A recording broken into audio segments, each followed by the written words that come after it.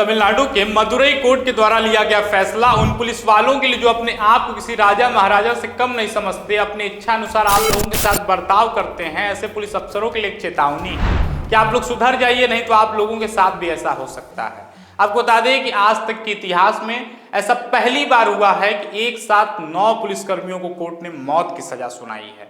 और आपको बता दें कि इन पुलिसकर्मियों को मौत की सजा इस वजह से सुनाई गई है क्योंकि इन लोगों ने मिलकर एक बाप बेटे को पुलिस कस्टडी के अंदर इस तरीके से बेरहमी से पीटा है, इस तरीके से मारा है कि उन दोनों की मृत्यु हो गई है। और यह कोई ऐसा नया मामला नहीं है, ऐसी तमाम घटनाएं देश भर के अंदर प्रतिदिन कहीं ना कहीं जरूर घटित होती रहती है और यह आप लोगों के साथ भी कभी न कभी हो सकता है। इसलिए इस वीडियो को पूरा देखें और इतना ज़्यादा से ज़्यादा लोगों तक शेयर करें कि ऐसे पुलिसकर्मी आम लोगों से इस तरीके से व्यवहार करने से पहले, अपने मनमाना ढंग से पेश आने से पहले एक बार जरूर सोचें।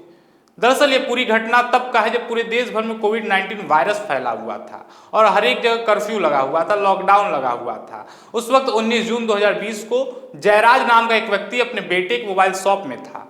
तभी इस दौरान वहां कुछ पुलिसकर्मी आते हैं और दोनों के बीच में कुछ बात को लेकर बहस होती है। कहा गया कि यह बहस देर तक दुकान खोलने को लेकर हुई। कर्फ्यू के दौरान तुमने दुकान कैसे खोली, यह बात पुलिस वालों के द्वारा कही गई। फिर जयराज को पुलिस वाले उठाकर थाने ले गए। जब इस बात की सूचना बेटे बेनिक्स को लगी तो वो आनंद फानंद में पुलिस थाने पहुंचा, लेकिन जब बेनिक्स पुलिस थाने पहुंचता है तो देखता है कि उसके पिता को बेरहमी से पीटा जा रहा है, जिसको बर्दाश्त नहीं कर पाता है। जिसके बाद पुलिस वालों में और बेनिक्स में बहस होती है और फिर पुलिस वालों ने दोनों बाप बेटे को बांधकर इस तरीके से बेरहमी से पीटा, दोनों के शरीर से खून निकलने लगा।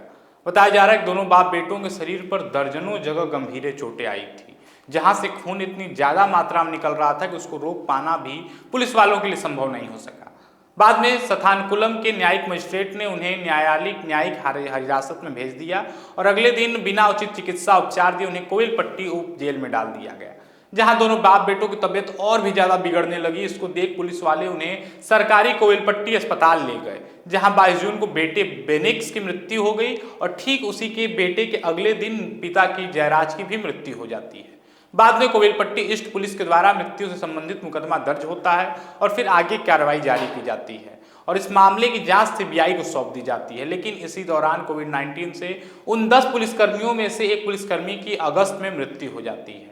इसके बाद सितंबर में सीबीआई ने बचे हुए 9 पुलिसकर्मियों के खिलाफ चार्जशीट दायर की, जिसके बाद यह मामला कोर्ट तक पहुंचा और सुनवाई जारी रही। वहीं सीबीआई के द्वारा जो चार्जशीट दायर की गई थी उसमें यह पता चला कि मृतक ने तय सीमा से अधिक समय तक दुकान नहीं खोल रखी थी। इन पुलिस वालों ने मिलकर उस युवक को जानबूझकर किसी झूठे केस में फंसाने का प्रयास किया था। वहीं इस मामले पर एक गवाह महिला हेड कांस्टेबल बताती है कि उन दोनों को जब पीटा गया तो उनके शरीर से खून निकल रहा था, जगह जगह चोटें लगी थी, लेकिन पुलिस वाले इतने बेरहम थे कि उन लोगों ने इलाज कराने के बजाय उन दोनों को कहा कि जाओ अपने बनियान उठाओ और उसी से अपने खून को पोंछो, जो कि फटा हुआ फर्श पर बिखरा पड़ा था।